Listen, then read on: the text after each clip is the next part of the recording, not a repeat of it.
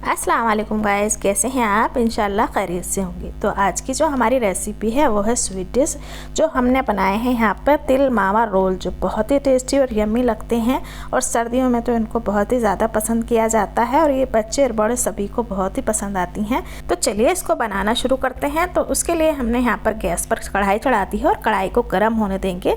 जैसे ही इसके कढ़ाई गर्म होगी हम इसके अंदर ऐड कर देंगे तिल। तो यहाँ पर हम वाइट तिल का इस्तेमाल करेंगे।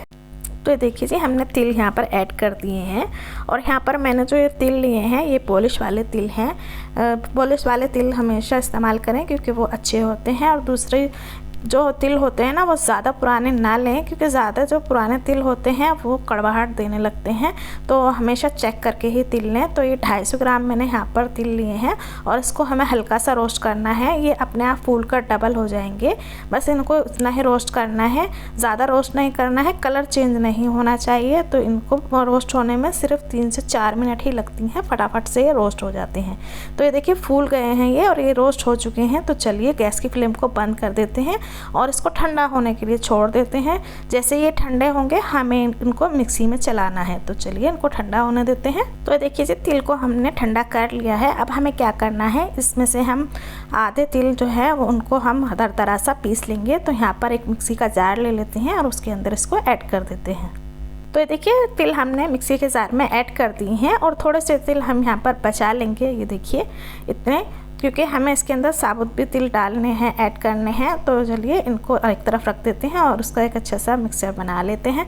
ज़्यादा बारीक नहीं करना है, हमें दरदरा सा ही पीसना है। तो फिर से हमने कढ़ाई चढ़ा दी है और अब कढ़ाई हमारी गर्म है। तो इसके अंदर हमें क्या ऐड करना है, खोया। तो ये सारा खोया हम इसके अंदर ऐड कर लेंगे। जितनी क्वान्टिटी में आपको तिल मावा रोल बनाने हैं उसी हिसाब से आप जो है खोया ले लें। यहाँ पर मैंने 500 ग्राम खोया लिया है, आप अपने हिसाब से ले लें। अब इसको क्या करना है, हमें मेल्ट करना है। तो ये खोया जो मैंने लिया था ये ताज़ी था, तो ये हाथों से ही मैंने इसको क्रश कर लिया है। अगर आपको लगता है कि आपका खोया फ्रिज में रखा हुआ है या थोड़ा सा वो टाइट है, तो उसको क्या करना है, आपको कद्दूकस में उसको अच्छे से घिस लें और उसके बाद मेल्ट करें तो वो बहुत जल्दी मेल्ट हो जाएगा। तो चलिए इसको मेल्ट होने देते हैं। तो ये देखिए जी, हमारा जो खोया है वो मेल्ट हो चुका है। अब हमें इसके अंदर डालना है गुड़। तो आप चीनी का भी इस्तेमाल कर सकते हैं या शक्कर का भी, लेकिन मैं यहाँ पर ठंडी के दिन है तो गुड़ ज़्यादा जो है सेहत के लिए अच्छा होता है, तो मैं यहाँ गुड़ का इस्तेमाल कर रही हूँ। तो ये मैंने यहाँ पर 200 ग्राम गुड़ लिया है। अगर मुझे कम लगेगा तो मैं बाद में ऐड कर लूँगी, क्योंकि ज़्यादा मीठा मेरे घर में पसंद नहीं करते हैं, तो इसलिए मैं कम ऐड कर रही हूँ। आप मीठा अपने हिसाब से इसके अंदर ऐड कर लें। तो इसको हमें चलाते हुए ही मेल्ट करना है, दोनों चीज़ों को, हाथ को रोकना नहीं है, नहीं तो ये बहुत जल्दी लग जाता है। और हमें गैस की फ्लेम को भी स्लो रखना है, हाई हीट पे नहीं रखना है, मीडियम ही रखना है। तो चलिए इन दोनों चीज़ों को मेल्ट होने देते हैं। तो देखिए दोनों चीज़ें मेल्ट होना शुरू हो गई हैं, बस थोड़ी बहुत ही इसके अंदर कसर रह गई है। हमें इसको ज़्यादा टाइट नहीं करना है, लेकिन जब ये पैन को छोड़ने लगेगा ना अब हमारा जो मिक्सचर है, तो समझ लीजिएगा कि आपका जो ये बैटर है बिल्कुल तैयार हो चुका है।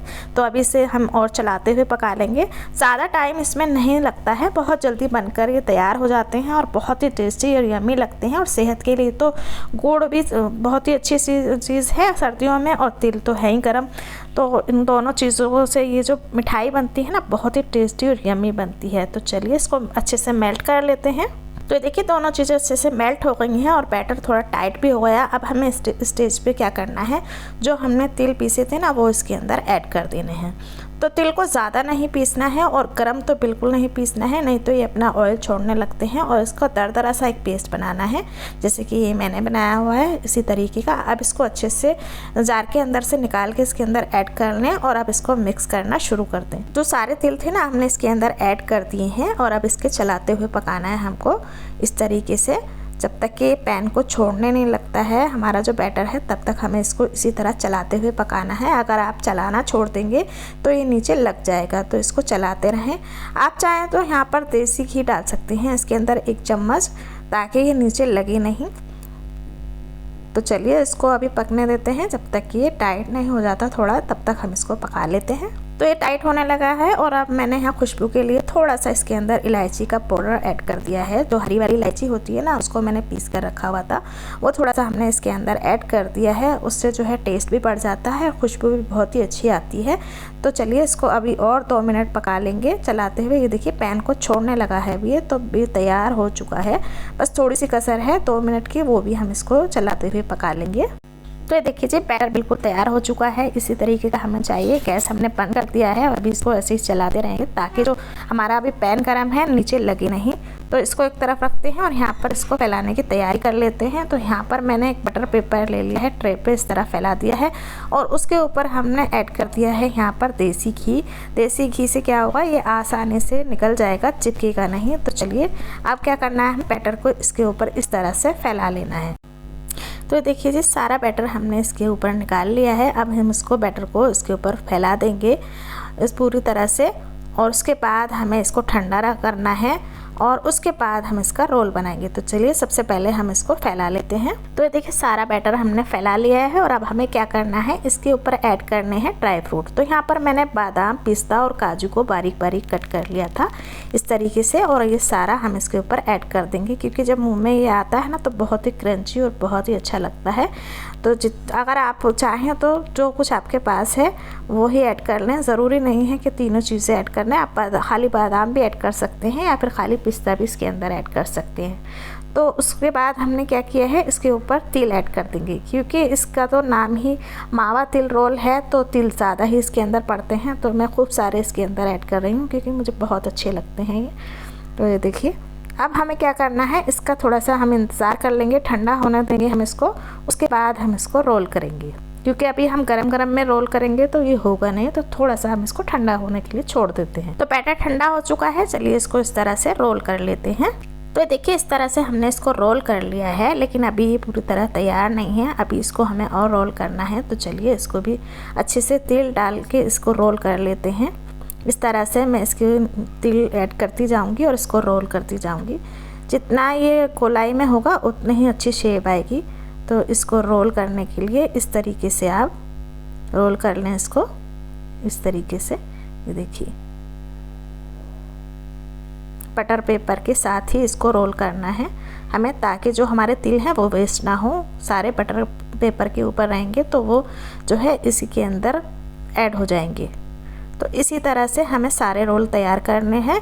तो तिल को यहाँ पे हम डालते जाएंगे और रोल को इस तरह से घुमाते जाएंगे। तो सभी रोल जो हमारे हैं वो तैयार कर लेते हैं। तो यहाँ पर मैंने 2 रोल बनाए हैं तो उनको तैयार कर लेते हैं। तो एक रोल तो हमारा तैयार हो चुका है, चलिए दूसरा भी तैयार कर लेते हैं। तो रोल हमारे तैयार हो चुके हैं। अब हमें क्या करना है, इनको हमें आधे घंटे के लिए फ्रिज में रख देना है ताकि ये सेट हो जाए। तो चलिए इनको सेट कर फ्रिज में रख देते हैं, उसके बाद आपसे मिलते हैं। तो ये देखिए आधा घंटा फ्रिज में रखने के बाद जो हमारे रोल हैं वो बिल्कुल तैयार हैं कट होने के लिए। तो चलिए अब इनको कट कर लेते हैं। शेप आप अपने हिसाब से कोई भी इनको दे सकते हैं, आप चाहे तो लड्डू की तरह भी इनको तैयार कर सकते हैं, गोल गुलाई में भी तैयार कर सकते हैं या फिर चाकू भी इनको काट सकते हैं। तो यहाँ पर हम आधे इंच का जो हमें पीस रखने हैं, आधा इंच मोटा, इस तरीके से हमें कट कर देना है। चाहे तो आप ये शेप भी रख सकते हैं, मैंने थोड़ा छोटा शेप रखा है, आप अपने हिसाब से रख लें। तो हम ये शेप भी बनाएंगे और इनको गोलाई में भी कट करेंगे। तो चलिए पहले कट कर लेते हैं फिर आपको दिखाते हैं। तो ये देखिए इस तरह से हमने कट कर लिए हैं और अब हमें क्या करना है, फिर से हम इसके ऊपर तिल की कोटिंग कर लेंगे। आप अगर नहीं करना चाहते हो तो स्किप भी कर सकते हैं, लेकिन यहाँ पर मैं कर रही हूँ कि अंदर जो तिल होते हैं ना बहुत ही अच्छे लगते हैं। तो इसी तरह से हम इनको सभी को तैयार कर लेंगे और तिल की कोटिंग भी कर लेंगे।